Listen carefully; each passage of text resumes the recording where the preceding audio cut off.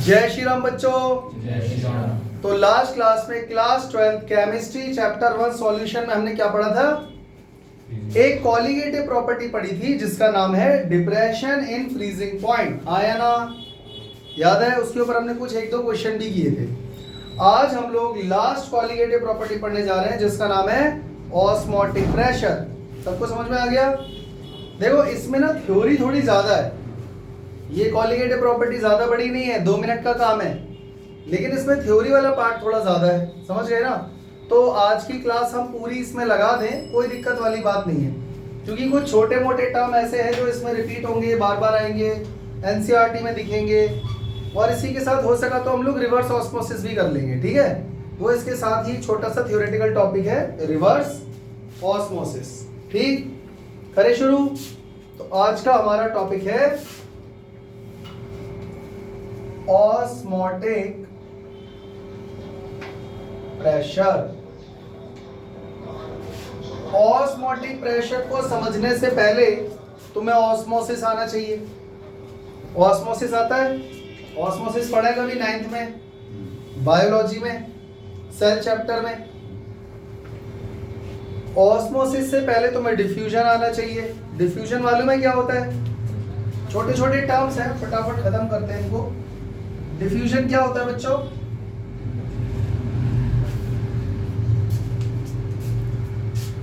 अगर मैं यहाँ अगरबत्ती जला दूं तो अगरबत्ती की खुशबू पूरे कमरे में अपने आप फैल जाएगी। अगर दूर कहीं खाना बन रहा है तो उसकी खुशबू बहुत दूर तक चली आती है, पूरी गली में आती है। हाँ या ना? तो intermixing of the particle of two different media is called diffusion. उसको आप मिला नहीं रहे हो, घोल नहीं रहे हो, वो अपने आप हो रहा है। अगरबत्ती के जो पार्टिकल्स हैं वो पूरे कमरे में गैस के साथ अपने आप मिक्स हो गए ना, हमने थोड़ी ना कुछ करा है। हाँ, पंखा चला दोगे तो ये काम थोड़ा जल्दी हो जाएगा। बात समझ रहे हो? तो अगर दो अलग अलग पार्टिकल्स के, दो अलग अलग सब्सटेंस के पार्टिकल्स आपस में इंटरमिक्स होते हैं तो इसको हम क्या बोलते हैं? डिफ्यूजन। लिक्विड में भी होता है। जैसे मान लो पानी है, किसी बीकर में पानी है, उसमें तुमने एक ड्रॉप गिरा दी है इंक की। इंक जानते हो ना, स्याही। इंक की एक बूंद पानी में गिराओगे तो वो उसमें जाके ऐसे फैल जाएगी और थोड़ी देर बाद पूरा पानी ब्लू कलर का हो जाएगा। हाँ या ना? वो डिपेंड करता है कौन से कलर की इंक है। तो क्या पार्टिकल इंटरमिक्स हो गए आपस में? हाँ। क्या सॉलिड में भी डिफ्यूजन होता है? हाँ, होता है, होता है। आप अगर ब्लैक बोर्ड पर चौक से कुछ लिखोगे और उसको इरेज नहीं करोगे, 2 महीने बाद आकर इरेज करोगे तो पूरा साफ इरेज होता है? नहीं होता ना। यहाँ पर भी अगर मैं ब्लैक मार्कर से लिख दूँ और 1 महीने तक ऐसे ही रहने दूँ, फिर उसके बाद इरेज करूँगा तो होगा इरेज? थोड़ा कम होगा, साफ इरेज नहीं होगा, क्योंकि इंक जो है वो बोर्ड के पार्टिकल्स में क्या हो गई है? डिफ्यूज हो गई है। बात समझ में आ रही है? डिफ्यूजन समझ में आ गया सबको? What is diffusion? The process of intermixing of the particles of two different media या medium is called diffusion। कोई दिक्कत? सिंपल है बच्चों। डिफ्यूजन को कभी आप रोक सकते हो? अगरबत्ती मैं यहाँ जला दूं और मैं कहूँ कि इसकी खुशबू कमरे में ना फैले, मैं उसको रोकना चाहता हूँ, रुक जाएगा? नहीं। It can not be stop, slow down या रिवर्स। आया ना? समझ में आ रहा है? क्या इसको फास्ट कर सकते हैं? हाँ, यानी कि it can be speed up. थोड़ी सी घटिया इंग्लिश लिख रहा हूं, काम चला लेना। स्पीड अप, फैड अप तो नहीं है। It can be speed up, मतलब कि कहने का ये है कि इसकी स्पीड बढ़ाई जा सकती है। पंखा चला दो तो अगरबत्ती के पार्टिकल्स की खुशबू तेजी से फैल जाएगी। पानी में इंक डाल रहे हो, चम्मच से घुमा दो तो वो जल्दी मिक्स हो जाएगा। यही है ना? ये हो सकता है। और क्या बोलोगे डिफ्यूजन के बारे में? इसके बारे में खास बात ये है कि जो पार्टिकल्स हैं सॉल्यूट के, वो सॉल्वेंट के अंदर हाई कॉन्सेंट्रेशन से लो कॉन्सेंट्रेशन की तरफ जाते हैं हमेशा। ये बात समझ में आई? ये बात समझ में आई भाई? एक पानी के अंदर आपने इंक डाली है ना, पानी हो गया सॉल्वेंट, इंक हो गई सॉल्यूट, तो सॉल्यूट सॉल्वेंट में डिसॉल्व हो रहा है एक तरीके से, तो वो किधर की तरफ जा रहा है, किधर की तरफ फैल रहा है? जहां पार्टिकल्स नहीं है सॉल्यूट के, तो हाई सॉल्यूट कॉन्सेंट्रेशन से लो सॉल्यूट कॉन्सेंट्रेशन की तरफ जा रहा है। हाँ या ना? यानी कि particles move on their own from high concentration to low concentration। मुझे उम्मीद है ये समझ में आ गया होगा। हालांकि इसका इस चैप्टर में कोई काम नहीं है, बट फिर भी तुम्हें डिफ्यूजन के बारे में पता होना चाहिए ताकि ऑस्मोसिस अच्छे से समझ में आ जाए और ऑस्मोसिस और डिफ्यूजन में कभी कोई दिक्कत ना हो। भाई हाँ, बायोलॉजी वाले बच्चे भी तो हैं, बायोलॉजी है ना तुम्हारे पास, तो वहां पे भी फिर ये आएंगे टर्म्स डिफ्यूजन ऑस्मोसिस, फिर कंफ्यूज हो गए। तो अब हम बात करने जा रहे हैं बच्चों ऑस्मोसिस की। अब बताओ ऑस्मोसिस क्या होता है? जल्दी बोलो भाई, जिसको भी पता है। ऑस्मोसिस ऑस्मोसिस ज्यादातर वहां होता है, बल्कि अक्सर वहीं होता है, बल्कि होता ही वहां है जहां लिक्विड लिक्विड चीजें मूव कर रही होती हैं। हाँ या? दूसरी चीज, यहां पर एक सेमी परमिएबल मेम्ब्रेन भी होती है। देखो तुमने ये पढ़ा हुआ है ऑस्मोसिस 9th क्लास में, मैं सिर्फ याद दिला रहा हूं। ऑस्मोसिस एक ऐसा प्रोसेस है जिसमें एक सेमी परमिएबल मेम्ब्रेन है और एक तरफ है सॉल्यूशन, एक तरफ है सॉल्वेंट। सॉल्वेंट का मतलब है उसमें सॉल्यूट पार्टिकल नहीं है, और सॉल्यूशन का मतलब है उधर सॉल्वेंट और सॉल्यूट दोनों है। सही है? और इन दोनों को सेपरेट कर रखा है सेमी परमिएबल मेम्ब्रेन ने। तो अब मूवमेंट कौन से लिक्विड का किधर होगा? क्या सॉल्यूशन जाएगा सॉल्वेंट की तरफ, या सॉल्वेंट जाएगा सॉल्यूशन की तरफ? बताया तो ये सॉल्वेंट है, इसमें है ही नहीं सॉल्यूट, और इधर सॉल्यूशन है, इधर सॉल्यूट पार्टिकल है। कौन किधर जाएगा? सॉल्यूशन जाएगा, सॉल्यूशन से सॉल्वेंट जाएगा सॉल्वेंट की तरफ, या सॉल्वेंट प्योर सॉल्वेंट जाएगा सॉल्यूशन की तरफ सेमी परमिएबल मेम्ब्रेन को पार करके? सॉल्यूशन जाएगा? नहीं, जो प्योर सॉल्वेंट है वो सेमी परमिएबल मेम्ब्रेन को पार करके सॉल्यूशन वाली साइड जाएगा। अगर मेरी बात समझ में नहीं आई तो मैं तुम्हें डायग्राम बना के समझा रहा हूं, ध्यान से देखना। और अगर तुम मेरी बात से सहमत नहीं हो तो मैं तुम्हें एक एग्जांपल भी दूंगा। बच्चों देखो, अभी दोबारा पूछूंगा मैं,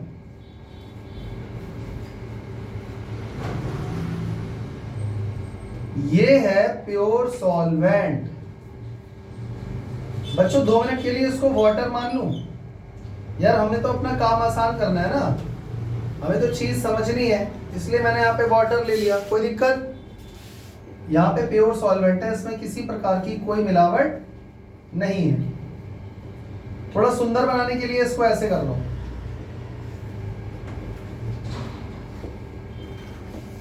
ठीक है? और इस तरफ सॉल्यूशन है, सॉल्यूशन है मतलब कि वाटर प्लस सॉल्यूट। अब सॉल्यूट चाहे वो नमक है, चीनी है, मुझे नहीं पता, और इस बार यहां पर मैंने वाटर के साथ सॉल्यूट भी पार्टिकल डाल दिए हैं।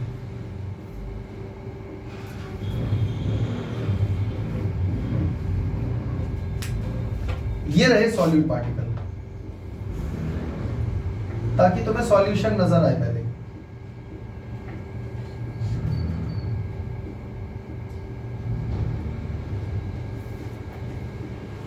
समझ तो गए ना? और ये है सेमी परमिएबल मेम्ब्रेन। वो क्या होता है? सेमी परमिएबल मेम्ब्रेन एक ऐसी मेम्ब्रेन होती है जिसको पार करके सिर्फ सॉल्वेंट जा सकता है, सॉल्यूट पार्टिकल नहीं जा सकते। समझ गए? समझ गए ना? तो अब तुम मुझे बताओ बच्चों, सॉल्यूशन से सॉल्वेंट निकल के उधर जाएगा, या प्योर सॉल्वेंट वाली साइड से वाटर इधर आएगा? बोलो जल्दी। तो याद रखना, प्योर सॉल्वेंट वाली साइड से वाटर सेमी परमिएबल मेम्ब्रेन को पार करके किधर आएगा? सॉल्यूशन वाली साइड आएगा। ये बात समझ में आ गई? इसी प्रोसेस को बोलते हैं ऑस्मोसिस, और ये अपने आप होता है, इसमें आपको कुछ नहीं करना, ये नेचुरल है, अपने आप होता है। समझ गए? एग्जांपल दूं, एक एग्जांपल दूं। जब हम लोग अचार डालते हैं तो कच्चा आम हम लोग काटते हैं, कच्चे आम के अंदर मान लेते हैं पानी भरा हुआ है, ठीक है? तो उस कच्चे आम को सुखाने के लिए हम करते क्या है? धूप में तो रखते ही हैं, लेकिन उससे पहले नमक वमक लगा देते हैं उसके बाहर, अच्छे से नमक मिर्च मसाला लगाते हैं ना। ऐसा इसलिए करते हैं क्योंकि बाहर की तरफ कंसंट्रेशन ज़्यादा है सॉल्यूट की, नमक की, और मैंगो के अंदर नमक की कंसंट्रेशन खत्म है ही नहीं, बस पानी है। तो पानी प्योर सॉल्वेंट से किधर की तरफ जा रहा है? जिधर हाई सॉल्यूट कंसंट्रेशन है, इसीलिए वो सिकुड़ जाता है और सारा पानी छोड़ देता है। समझ में आया? एक और एग्जांपल दूं बच्चों, किसी के पैर वगैरह में अगर चोट लग जाती है, मुड़ जाता है, मोच आ जाती है, तो सूज जाता है, कई बार पैर में सूजन आ जाती है, देखा है कभी? तो डॉक्टर सलाह देता है कि आप पानी गर्म करके उसमें बहुत सारा नमक डाल के और उसमें अपना पैर डाल के बैठ जाओ। ऐसा क्यों कर रहे हैं? देखो सुनो, पैर में जो सूजन है, देखो एक तो दर्द है, दर्द तो दवाई से चला जाएगा, सूजन कैसे जाएगी? सूजन इसलिए है क्योंकि सेल्स के अंदर या टिश्यू के अंदर पानी भरा हुआ है। क्या भरा हुआ है? पैर की स्किन को हम लोग सेमी परमिएबल मेम्ब्रेन मान लें, जो पैर की स्किन है उसको 2 मिनट के लिए सेमी परमिएबल मेम्ब्रेन मान लेते हैं। तो पैर की स्किन के अंदर भी पानी भरा हुआ है और पैर की स्किन के बाहर भी पानी है, क्योंकि आपने अपना पैर गर्म पानी में डाला हुआ है। लेकिन जिस पानी में आपने पैर डाला है उसमें बहुत सारा क्या है? नमक है। अब तुम मुझे बताओ, पैर के अंदर जो पानी है उसमें नमक है? नहीं, या कम है, ना के बराबर है। बाहर बहुत सारा है। तो पैर के अंदर से पानी प्योर सॉल्वेंट किस तरफ जा रहा है? सेमी परमिएबल मेम्ब्रेन को पार करके, जहां नमक ज्यादा है, जहां सॉल्यूशन है। मेरी बात समझ में आई? तो इसमें हमने कोई ताकत लगाई या ये काम अपने आप हो रहा है? इसीलिए इसको क्या बोलते हैं? ऑस्मोसिस। कितने बच्चों को मेरी बात समझ में नहीं आई?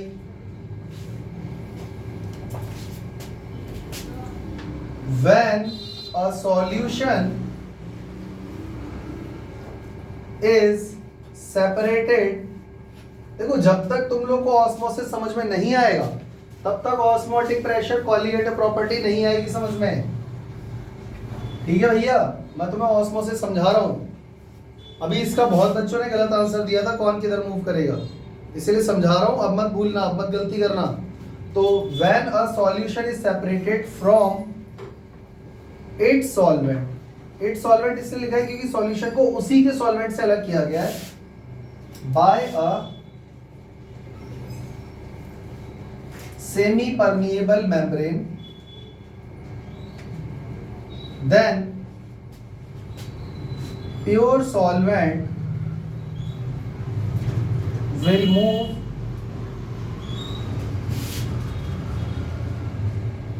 through semi permeable membrane, मैं SPM लिख रहा हूं, ठीक है? then pure solvent will move through SPM towards, किसकी तरफ भाग रहा है? towards solution side. This process is called osmosis. ये बात समझ में आ गई बच्चों? जो मैंने डायग्राम बना के समझाया है वही यहां पर मैंने लिखा है, चेक कर लो। इसको हम ऐसे भी लिख सकते हैं, in other words, the process of flow of pure solvent from solvent side to solution side through, यहां पर एक बात याद रखना, थ्रू किसी को पार करके आना है, through a semi permeable membrane is called osmosis. समझ में आ गया? नंबर 2, नंबर 1 और क्या बोल सकते हैं? हम ये भी बोल सकते हैं a process in which pure solvent will move from low solute concentration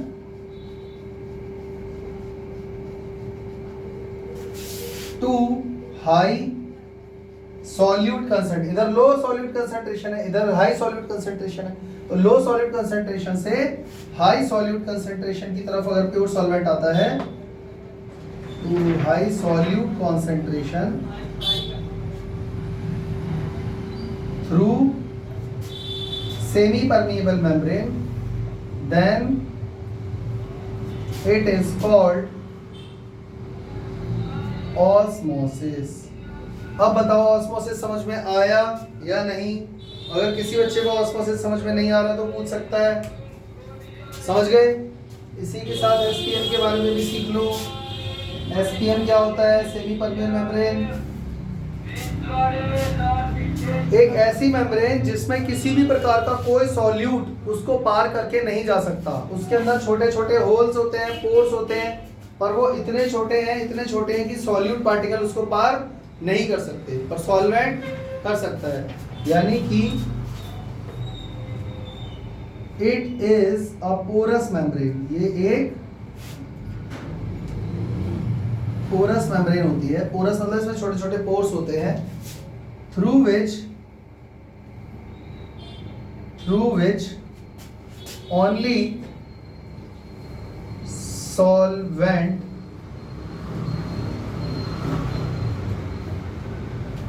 can pass but solute particles cannot। समझ गए? और इसके बहुत सारे एग्जाम्पल हमें दिए हुए हैं, जैसे पिग्स ब्लैडर,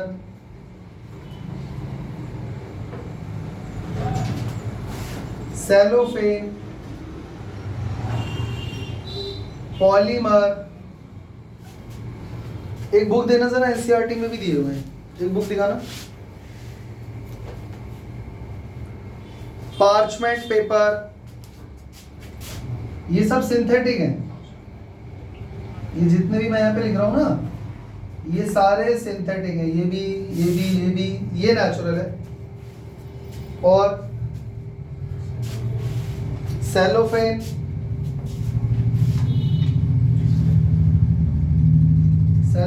पिग्स ब्लैडर लिख दिया है, ये लो। और एक एग्जांपल है कॉपर फेरोसाइनाइड, सेल्यूलोज एसीटेट, ये भी नेचुरल है, सेल्यूलोज एसीटेट। इतने ज्यादा एग्जांपल याद करने की जरूरत नहीं है। यहां तक समझ में आ गया सबको? कोई दिक्कत? अब हम लोग स्टार्ट करने जा रहे हैं ऑस्मोटिक प्रेशर, जो कि हमारी कॉलिगेटिव प्रॉपर्टी है। देखो अभी तक जो हमने पढ़ा वो थ्योरी के लिए ठीक था, और ऑस्मोसिस कैसे काम करता है नेचुरली वो जानने के लिए सही था। लेकिन कॉलिगेटिव प्रॉपर्टी क्या होती है, मैंने तुम्हें क्या बताया था? एक ऐसी प्रॉपर्टी जो इस बात पर डिपेंड करती है कि प्योर सॉल्वेंट के अंदर आपने कितना amount of non electrolyte, non volatile solid solute particle डालना है। और हम देख चुके हैं कि प्योर सॉल्वेंट में अगर आप सॉल्यूट पार्टिकल डालेंगे तो सॉल्यूशन बन रहा है। तो यहां भी कुछ तो पंगा है, सॉल्यूट पार्टिकल की कॉन्सेंट्रेशन का, अमाउंट का, क्वांटिटी का, यहाँ कुछ तो फर्क पड़ने वाला है। तो उसी से रिलेटेड है हमारी एक कॉलिगेटिव प्रॉपर्टी ऑस्मोटिक प्रेशर। मेरी बात समझ में आई? अब ये कैसे काम करता है ध्यान से देखना बच्चों। देखो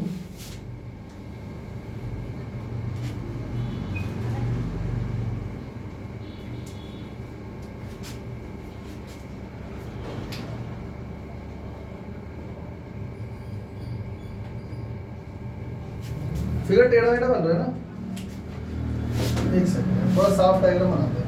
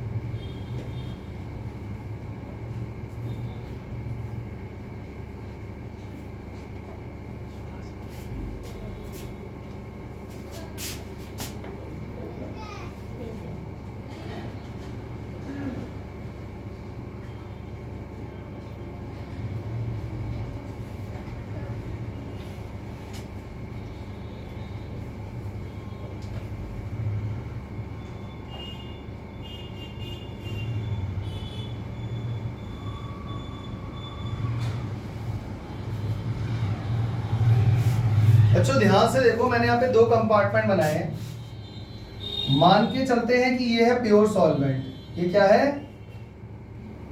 प्योर सॉल्वेंट, ठीक है। और ये है सॉल्यूशन, मतलब सॉल्वेंट प्लस सॉल्यूट ऑब्वियसली। तो इसको एक काम करते हैं, प्योर सॉल्वेंट जैसा बना देते हैं।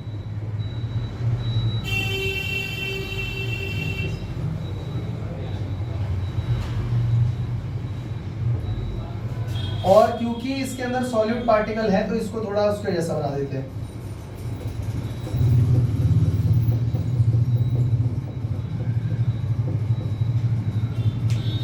और इसके अंदर सॉल्यूट पार्टिकल है।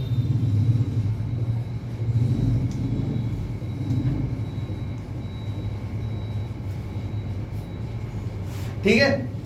अब मेरी एक बात ध्यान से सुनना, नेचुरली कौन किधर जाएगा? सॉल्वेंट इधर जाएगा या सॉल्यूशन इधर जाएगा? याद रखना ये सेमी परमिएबल मेम्ब्रेन है, SPM, ठीक है। अब बताओ सॉल्वेंट इधर आएगा या सॉल्यूशन इधर जाएगा? और अभी तो बताया था ऑस्मोसिस में होता है pure solvent semi permeable membrane को पार करके उस साइड जाता है जहां पे सॉल्यूट की कंसंट्रेशन ज्यादा है, तो ये प्योर सॉल्वेंट उधर जाएगा। सही है बच्चों। इस समय इसके ऊपर कौन सा प्रेशर लग रहा है? Atmospheric pressure. और इधर भी कौन सी? ये पिस्टन है। ये दोनों मैंने क्या बनाई हुई है? पिस्टन, मतलब कंप्रेस करने के लिए। और इस पर भी क्या लग रहा है? एटमॉस्फेरिक प्रेशर, दोनों पे लग रहा है। तो हमने ये पाया एक्सपेरिमेंट करके कि ये इधर आ रहा है, सॉल्वेंट इधर आ रहा है। अगर मैं इधर एक्स्ट्रा प्रेशर लगा दूं, मेरी बात समझ में आ रही है? सॉल्यूशन वाली साइड एक्स्ट्रा प्रेशर, एक्स्ट्रा मतलब एटमॉस्फेरिक के अलावा, अगर मैं इसको कंप्रेस करना स्टार्ट कर दूं तो ये पाया गया कि ये सॉल्वेंट जो उधर जा रहा है ना, ये प्रोसेस धीरे धीरे कम होने लग जाएगा। बात समझ में आई? अगर मैं एक्स्ट्रा प्रेशर अप्लाई करता हूं solution side other than atmospheric pressure, तो जो सॉल्वेंट का मूवमेंट है from solvent to solution side वो धीरे धीरे क्या होने लगता है? कम होने लगता है। और मान लो बच्चों जैसे जैसे मैं प्रेशर बढ़ाता जाऊंगा ये मूवमेंट कम होता जाएगा, कम होता जाएगा। पक्का एक स्टेज ऐसी आएगी कि अगर मैं उतना प्रेशर लगा दूं तो ये मूवमेंट रुक जाएगा। बोलो हाँ, मेरी बात समझ में आ रही है? भाई सॉल्वेंट इधर जा रहा है, हम प्रेशर लगा रहे हैं, वो कम हो गया, और प्रेशर लगाया और कम हो गया, और प्रेशर लगाया रुक गया। अब सॉल्वेंट इधर नहीं जा रहा। कुछ समझ में आया? तो जो मैंने यहाँ पे एक्स्ट्रा प्रेशर लगाया ना, ये पाइप, इसी को बोलते हैं, क्या बोलते हैं? आ गई बात समझ में सबको? आ गई बात समझ में? तो पहले ऑस्मोसिस को समझ जाओ, फिर उसके बाद क्या करना है? ऑस्मोटिक प्रेशर जो कि क्वालिटेटिव प्रॉपर्टी है वो क्या है? The external pressure applied on the solution side at which the osmosis just stop. हमने ऑस्मोसिस को बस क्या कर दिया है? रोक दिया है।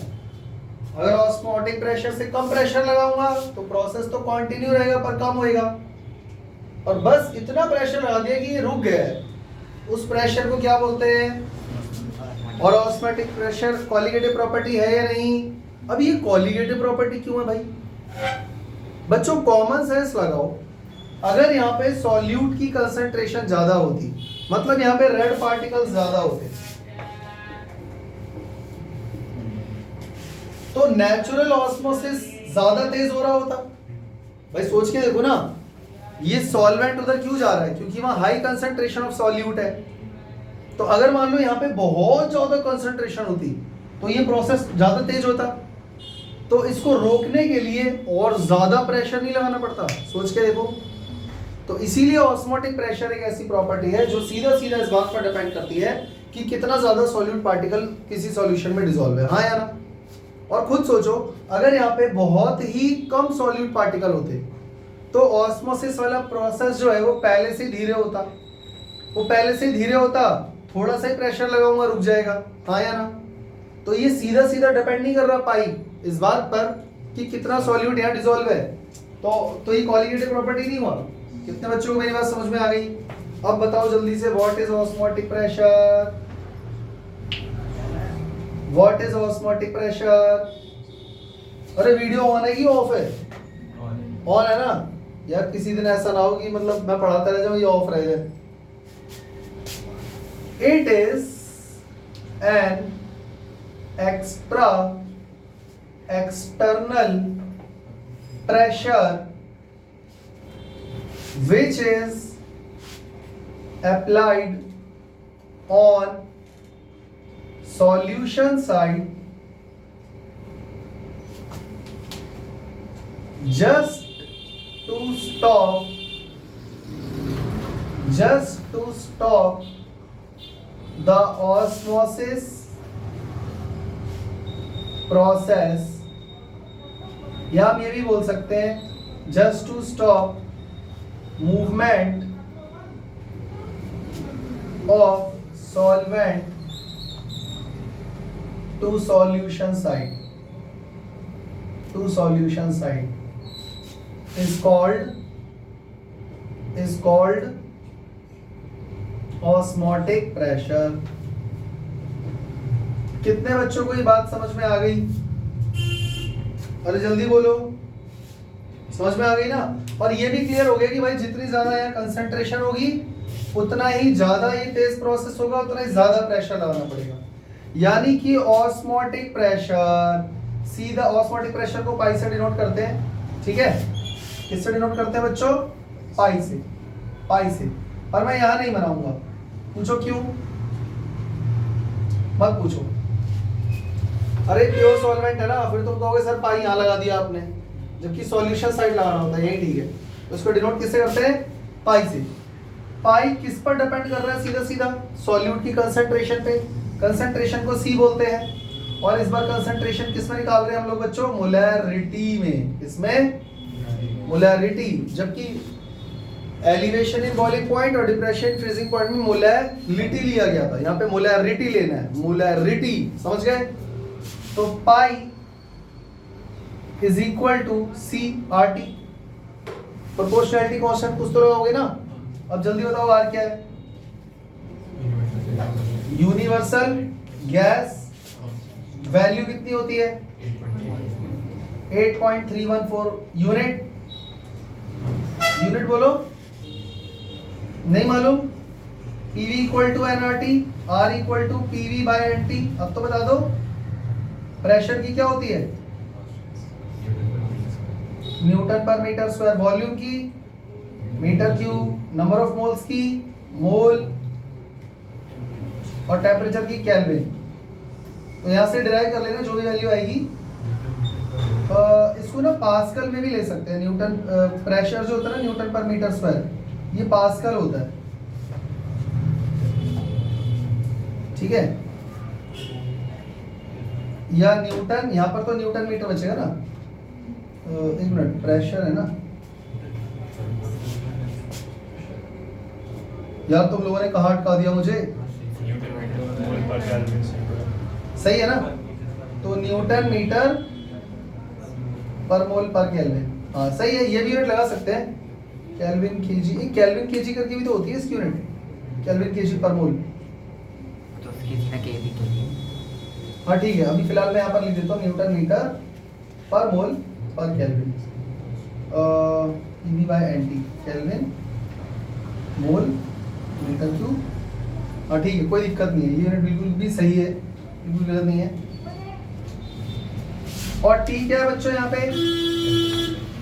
टेम्परेचर। ठीक है, तो हमारे पास इक्वेशन आ गई pi is equal to C R T. ठीक है बच्चों, मुझे ये बताओ, याद रखना पाई प्रेशर है, प्रेशर वैसे पी से डिनोट करते हैं पर यहाँ पाई से कर रहे हैं। अगर ये मोलैरिटी है तो इसका formula number of moles of solute हुआ, यानी बी को हम सॉल्यूट बोलते हैं, डिवाइडेड बाय वॉल्यूम ऑफ पूरा सॉल्यूशन, वो भी लीटर में, हाँ या ना, इनटू आरटी। मेरी बात समझ में आ रही है? क्या मैं बोल सकता हूं pi is equal to N B upon V R T? सही है गलत? बच्चों v को अगर मैं इधर मल्टीप्लाई कर दूं, ये क्या हो गया? P V equal to N B R T. ये इक्वेशन याद आई? PV equal to N R T, ideal gas equation. क्या ये उससे रिलेट कर रहा है? हाँ, काफी हद तक कर रहा है। पाई प्रेशर है, वी वॉल्यूम है, ये नंबर ऑफ मोल्स आ गए, आर टी। सही है गलत है? अब बच्चों ये फॉर्मूला तुम लोगों को याद रखना है। इसके अलावा number of moles of solute का फॉर्मूला क्या होता है? Given mass upon molar mass into RT. समझ गए? और मैंने तुम लोगों से ये भी बोला था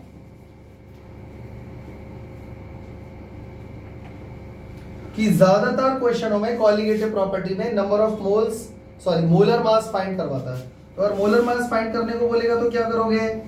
एमबी को यहां ले जाना, W B R T upon pi B, तब ये लगा देना। तो अलग अलग फॉर्मूले थोड़ी ना याद करने हैं आपको, बस एक ये फॉर्मूला और एक ये फॉर्मूला याद करना है। समझ गए ना? सबको समझ में आ रहा है? तो ये हो गया तुम्हारा ऑस्मोटिक प्रेशर, और इस तरीके से यहाँ से मोलर मास फाइंड करते हैं। और ज्यादा, और ये जो है ना, देखो जो जितनी भी चारों कॉलिगेटिव प्रॉपर्टी हैं उनमें से सबसे बेस्ट मेथड यही वाली कॉलिगेटिव प्रॉपर्टी है मोलर मास फाइंड करने का, ये एमबी फाइंड करने का। क्योंकि हम इससे किस किस का मोलर मास फाइंड कर सकते हैं? बड़े बड़े मॉलिक्यूल्स का, पॉलीमर का और मैक्रो मॉलिक्यूल्स का। पॉलीमर बहुत बड़ी बड़ी चेन होती हैं, 1000-1500 AMU तक का मोलर मास होता है उनका। तो वो फाइंड करने के लिए सबसे बेस्ट मेथड कौन सा बच्चों? ये वाला। क्लियर हो गया? कोई दिक्कत? आई होप आप लोगों को यहां तक की कहानी समझ में आ गई होगी। इसके बाद एनसीईआरटी अगर आप खोलते हो तो उसके अंदर 3 छोटी छोटी डेफिनेशन और दी हुई है। आइसोटोनिक सॉल्यूशन,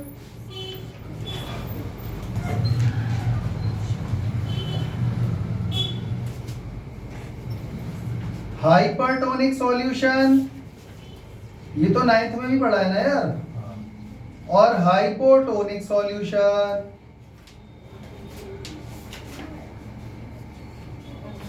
कोई मुझे बताएगा ये क्या होता है? देखो अगर मैं इसकी डेफिनेशन यहाँ बोर्ड पे लिखने बैठ गया तो बहुत टाइम वेस्ट हो जाएगा। मुझे वैसे ही बता दो ये क्या होता है। एनसीईआरटी में डेफिनेशन दी हुई है। अगर मान लो कोई सेल को स्टडी करने के लिए सबसे अच्छा एग्जांपल है अंडा, क्योंकि अंडा एक सेल ही होता है और वो इतना बड़ा सेल है कि आंखों से दिख जाता है, विजिबल है, टच कर सकते हो। सेल के अंदर की कंसंट्रेशन और सेल के बाहर की कंसंट्रेशन अगर बराबर हो जाए तो ना ही लिक्विड अंदर मूव करेगा, ना ही अंदर का लिक्विड बाहर जाएगा। क्या बन जाएगा? समझ गए? सेल के अंदर अगर कंसंट्रेशन ज्यादा है सॉल्यूट की और बाहर कम है तो सेल के जो वाटर है वो आके अंदर भर जाएगा, हाँ या ना? वो स्वेल हो जाएगा। नहीं आ रहा क्या समझ में? ये बच्चा एग्री नहीं कर रहा यार। किशमिश खाइए कभी, रेजिन्स। किशमिश को नॉर्मल पानी में डालते हैं या फिर खारे पानी में डालते हैं? नॉर्मल पानी में डालते हैं। किशमिश एकदम पिचकी हुई होती है, अंगूर से ही बनती है। अच्छा, अंदर उसके कंसंट्रेशन चीनी की ज्यादा है, मीठा है ना, और बाहर जो पानी है वो नॉर्मल है, उधर कोई कंसंट्रेशन नहीं है। तो सॉल्वेंट वाली साइड से ही तो सॉल्यूशन वाली साइड जाएगा ना वाटर नेचुरली। तो वाटर बाहर से अंदर जाता ही नहीं जाता, तो किशमिश फूल जाती है ना, तो वो क्या बन गया, हाइपोटोनिक। भूल जाओ तो ऐसे कर लेना, हाइपोटोनिक। ठीक है यार, मीम मत बना देना मेरा। और हाइपरटोनिक में उल्टा होता है, बाहर कंसंट्रेशन ज्यादा है, अंदर कंसंट्रेशन कम है, तो अंदर का सारा जितना भी वाटर कंटेंट है, सॉल्वेंट, वो बाहर निकल जाएगा, तो सेल सिकुड़ जाएगा।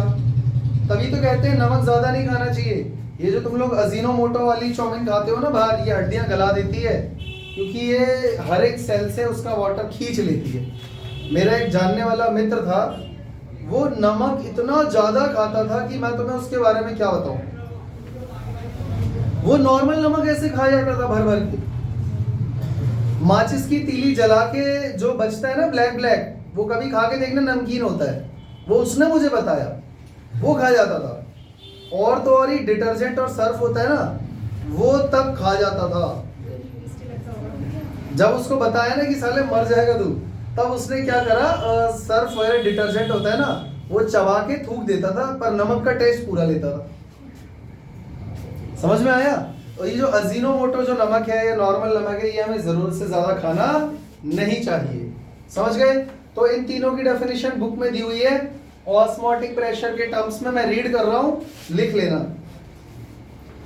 Isotonic solution, the solution of equimolar concentration at the same temperature have same osmotic pressure due to which there is no movement of any component or liquid is called isotonic solution। समझ गए? इसको पीछे back करके दोबारा सुन लेना और लिख लेना। हाइपोटोनिक सॉल्यूशन, ये वाला, a solution whose osmotic pressure is less than the other solution is called the hypotonic solution। और हाइपरटोनिक सॉल्यूशन वो सॉल्यूशन होता है, a solution whose osmotic pressure is greater than the other solution is called hypertonic solution। समझ में आ गया? तो book में भी डेफिनेशन दी हुई है। और एक एनसीईआरटी देना जरा। हाँ भाई, वो नई वाली एनसीईआरटी देना। देखो बच्चों, यहाँ पर ना ये एक न्यूमेरिकल दिया हुआ है, देखो इस पेज पे, ये रहा, इसके नीचे एक पैराग्राफ है, मैं ये रीड करने जा रहा हूं, ध्यान से सुनो। The phenomena mentioned in the beginning of the section can be explained on the basis of osmosis। The raw mango placed in concentrated salt solution loses water via osmosis and shrivel into pickle। बताया था ना मैंने, कच्चा आम नमक वाले पानी में या नमक में डाल दोगे तो वो सिकुड़ जाता है, क्योंकि उसके अंदर से वाटर बाहर चला जाता है, बाहर नमक ज्यादा है। A carrot that has become limp because of water loss in the atmosphere can be placed into the water making it firm once again। गाजर या मूली तुमने देखे होंगे, सिकुड़ जाते हैं गर्मी के मौसम में, पर उसे उठा के पानी में डाल दो तो वापस से वो नॉर्मल हो जाते हैं, स्वेल हो जाते हैं, क्योंकि वाटर उनके अंदर चला गया। भाई गाजर या जो भी मूली है, बेटा बच्चों फोन मत लाया करो, मैंने तुम्हें 1000 बार बोला है, वीडियो खराब हो जाती है। तो इसमें तुम्हें बता रहा था कि जैसे गाजर या मूली होते हैं, ये बारिश, ये सूखे के मौसम में सिकुड़ जाते हैं, तुमने देखा होगा, घरों पे भी रखी रहती है ना। तो ये जो गाजर या मूली है, इसके अंदर चीनी की कंसेंट्रेशन ज्यादा है। चीनी तो खैर नहीं है, पर गाजर मीठी होती है। तो नॉर्मल पानी में रखेंगे तो क्या होगा, नॉर्मल पानी में रखेंगे तो क्या होगा, वाटर बाहर से अंदर चला जाएगा और वो वापस से नॉर्मल हो जाएगी। समझ में आया? Water will move into the cell through osmosis when placed in water containing less than 0.9% mass by volume salt। Blood cells swell due to flow of water in them by osmosis। People taking a lot of salt or salty food experience water retention in their tissue cell and intercellular space because of osmosis। समझ में आया? जो लोग ज्यादा नमक consume करते हैं, उनकी बॉडी में हर जगह जा रहा है वो नमक, तो उसकी वजह से फिर वाटर जो है उनकी बॉडी में स्टोर हो रहा है, रिटेंट हो रहा है। Because of osmosis, the resulting puffiness or swelling is called edema। समझ में आया? ठीक है, ऐसे इसमें और भी चीजें लिखी हुई हैं, जैसे water movement from soil into plant roots, वो भी ऑस्मोसिस से हो रहा है। या ये लोग जो मीट वगैरह होते हैं उस पर नमक लगा के रखते हैं ताकि खराब ना हो, है ना, तो प्रिजर्वेशन के काम भी आता है। अब हमारा अगला टॉपिक है reverse osmosis and water purification. चलो भाई शुरू करें, ठीक है। तो रिवर्स ऑस्मोसिस समझने के लिए इस फिगर को इरेज कर देते हैं, यही रहने देते हैं।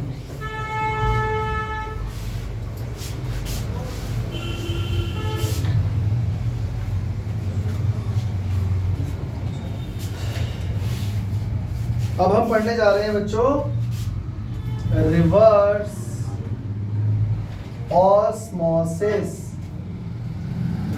छोटा सा टॉपिक है, जल्दी से पढ़ लो। देखो बच्चों, जब हमने यहां पे प्रेशर बढ़ाया तो क्या हुआ, ये मूवमेंट हो गया स्लो। हम प्रेशर बढ़ाते गए, प्रोसेस स्लो होता गया, ऑस्मोसिस का प्रोसेस स्लो होता गया। एक ऐसी स्टेज आ गई कि उतना प्रेशर अगर मैं बढ़ा दूं तो ऑस्मोसिस रुक जाएगा, हाँ या ना। पर बच्चों मान लो अगर मैं इस साइड प्रेशर ऑस्मोटिक प्रेशर से भी ज्यादा लगा दूं, मतलब अब इधर कितना प्रेशर लग रहा है,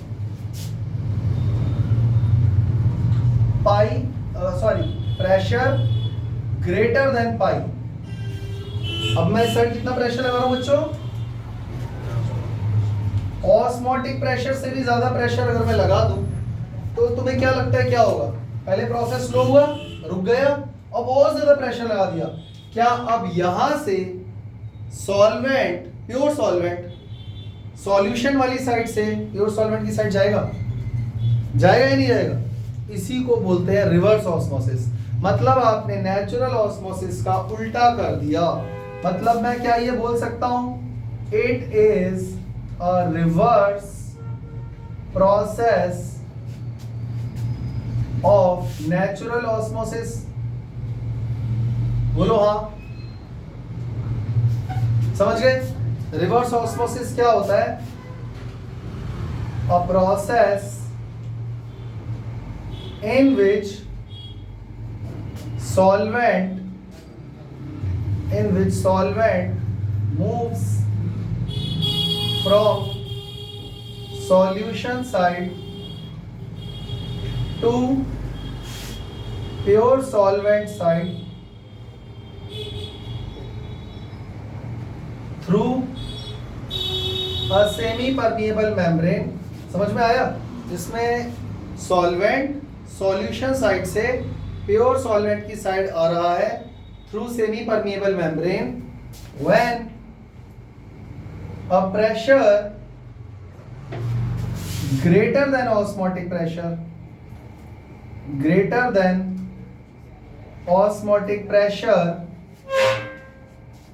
is applied on the solution side is called reverse osmosis। कोई दिक्कत? जिसको ये प्रोसेस समझ में आ गया होगा ना, ये डेफिनेशन खुद भी बना के लिख सकते हो। बच्चों एक बात बताओ, अगर ये नमकीन पानी है तो नमकीन पानी से नमक तो इसको पार करेगा नहीं, प्योर वाटर उधर चला जाएगा।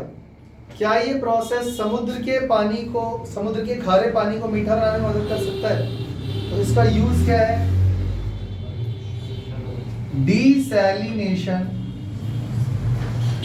Desalination of sea water. बात समझ में आ गई? तो बढ़िया सी कोई अच्छी सी सेमी परमेबल मेम्ब्रेन लगाएंगे, जैसे कि सेलुलोज एसीटेट अच्छी सी लगाएंगे, और उससे सारे जितने भी टाइप के सॉल्ट है समुद्र में वो सारे रुक जाएंगे और प्योर वाटर इधर आ जाएगा। बिल्कुल प्योर तो नहीं हो पाएगा, और भी प्रोसेसिंग करनी पड़ेगी, पर बात समझ में आई? समझ में आया? तो बच्चों दुनिया में पानी की कमी क्यों है? सब लोग यही प्रोसेस लगा के क्यों नहीं पानी बना लेते? हम क्यों नहीं बना लेते? ये बहुत ही एक्सपेंसिव है, मेहनत लगेगी, प्लांट लगेंगे, बड़े बड़े प्रेशर लगाना पड़ेगा। हमारे पास तो 30, 40, 50 से भी ज्यादा बहती हुई सदाबहार नदियां हैं, बारहमासी।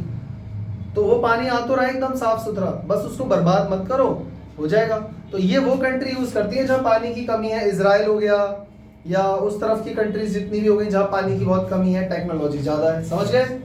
आई होप सबको समझ में आ गया होगा। आज का topic colligative property osmotic pressure, इसके ऊपर भी हम न्यूमेरिकल्स करेंगे और अभी हम लोग चैप्टर खत्म करने की तरफ जा रहे हैं। अब इस चैप्टर में सिर्फ एक ही टॉपिक बचा है, weight of factor, abnormal molar mass. समझ गए? तो ये पढ़ते रहना, नोट्स बनाते रहना स्क्रीनशॉट लेकर। तब तक के लिए जय हिंद, जय श्री राम। अब रुको, मुझे तुम लोगों से